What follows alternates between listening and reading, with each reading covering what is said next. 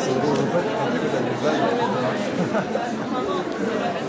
ouais, c'est pire. Tu sais, quand tu sors un truc, c'est dans les urbaines. Voilà.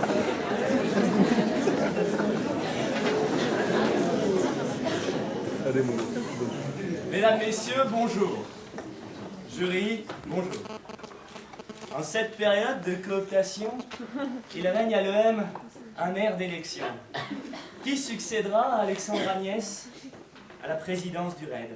Le suspense est entier. La verbatim en profite pour faire un écho louche à Coluche,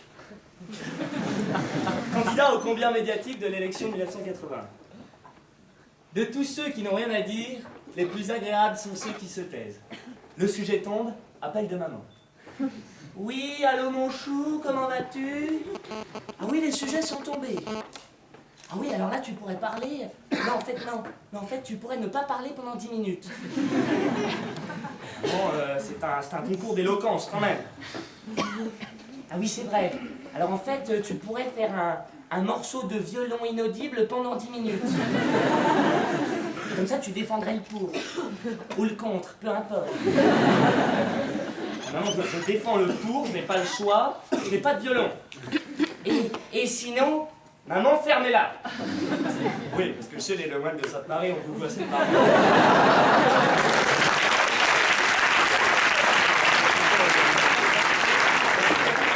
Physiquement, maman, fermez-la.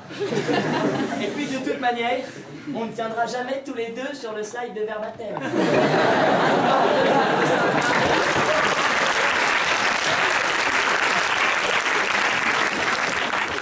Ce soir, donc, point de monologue muet. Oui, c'est très difficile à dessiner un monologue muet. Point de solo de violon. Je ne sais pas dessiner les violons. Mais plus d'autres. En trois parties. Un, désagrément. Deux, business, parce que nous sommes quand même dans une business school. Et trois, prévention. C'est important.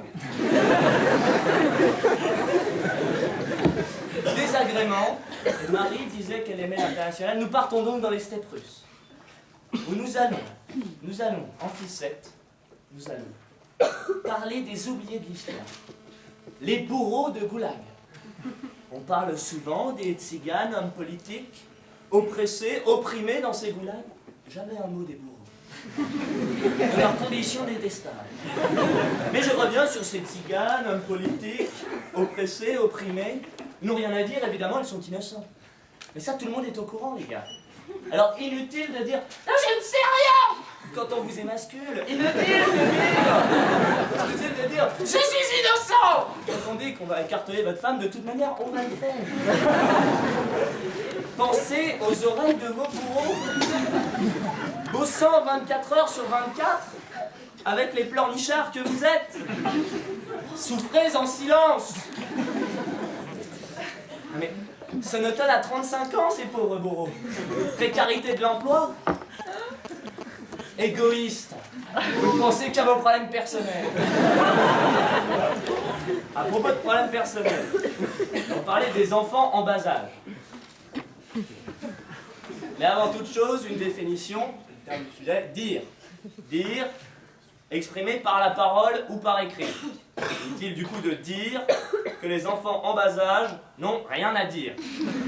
Et pourtant, et comme si ça ne suffisait pas, qu'ils s'amusent à faire le 200 km nu à travers le 100 mètres carrés de la place Bellecour, où vous êtes babysitter 3 fois par semaine pour essayer de renflouer la dette de votre campagne, ils hurlent, ces sales gosses. Grommellent en tout genre, pleurent, c'est excessivement énervant.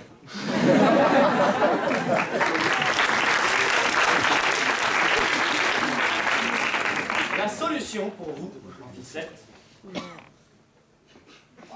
il faut le voir chez soi.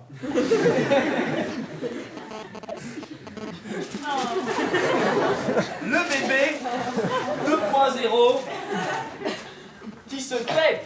Oui, il n'a pas de bouche. Il est aussi sans odeur. Camarade Bachelor, je vous vois venir. C'est trop tard.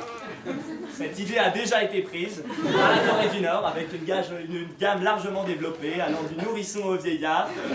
Et ça marche très bien. C'est une quiétude totale dans cette société. Mais cessons parler de dojo et nous parlions de projets de création d'entreprise. Nous allons donc parler business. La parole et l'argent, effectivement. Souvent le silence endort.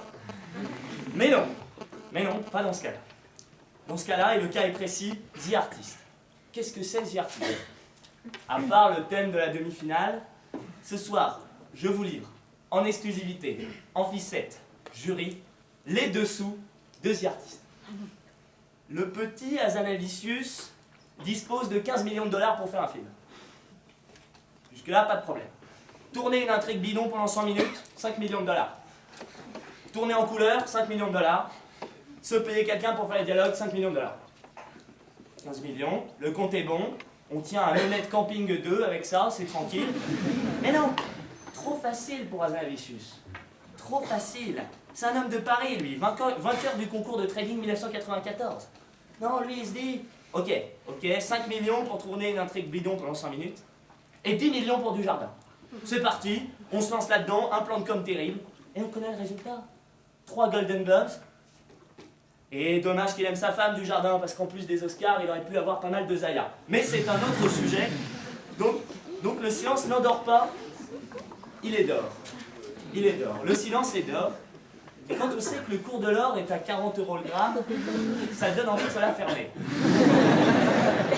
D'autant plus quand on n'a rien à dire. On comprend mieux l'intérêt des primaires pendant la campagne. Et oui, nous autres, insouciants bachelors, on sait qu'on nous faisait taire par pur plaisir. Mais non, à 11 000 € l'année, tous les moyens sont bons pour survivre. Quelle joie maintenant de savoir que tous ces silences offerts ont permis de sortir de la précarité nos vénérésains. Et comme nous sommes en train de parler de gratuité et don de soi, j'ai envie de vous parler de mon week-end. J'étais à Rocamadour. Rocamadour, cité médiévale du sud-ouest, mais citadelle de la foi avant tout.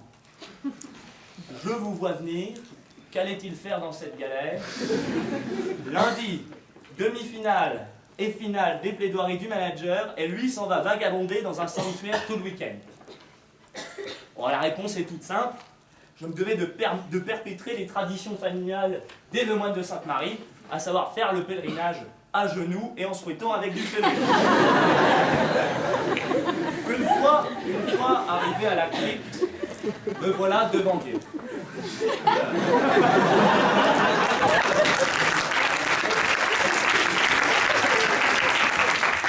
Je m'assieds et je réalise alors.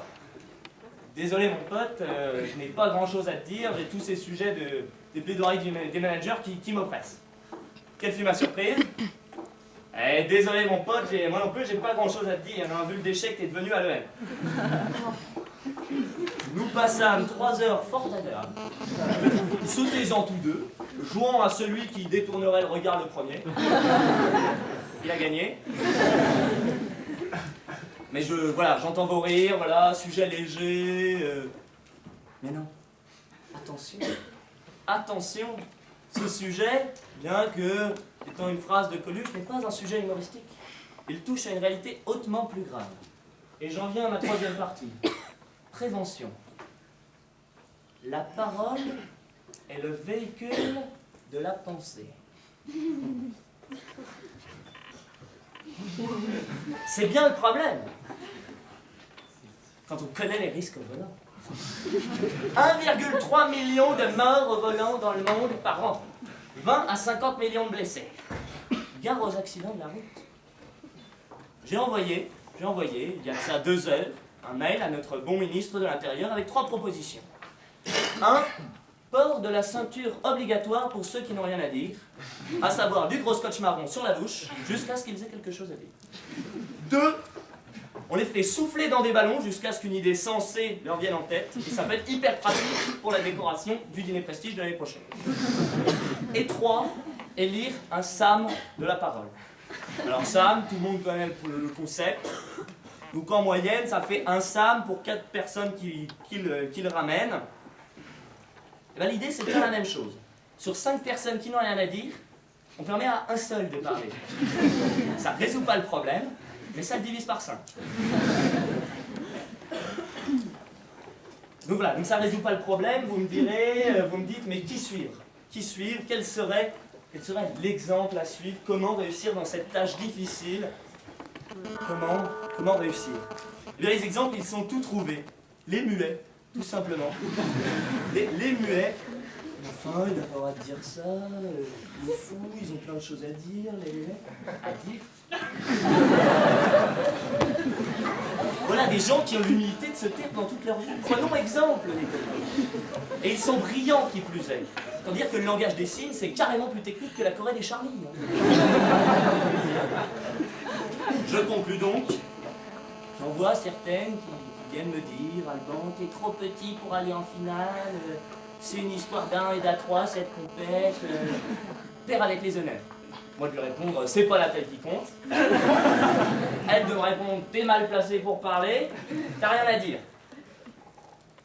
Là je me dois d'être cohérent, 2 solutions s'offrent à moi, m'écraser ou changer de place. Ayant peu envie de m'écraser, je vais donc changer de place, quitter ce bureau, me rasseoir et me taire, ayant dit ce que j'avais à dire. Enfin, pas tout à fait, je n'ai pas abordé le sujet des femmes, mais le problème est tout autre. Il y a trop de choses à dire.